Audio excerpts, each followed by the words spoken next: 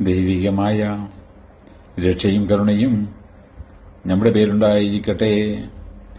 വിശുദ്ധ ഖുർആൻ സൂറത്ത് ആലി ഇമ്രാൻ അധ്യായം 3 വചനം 133.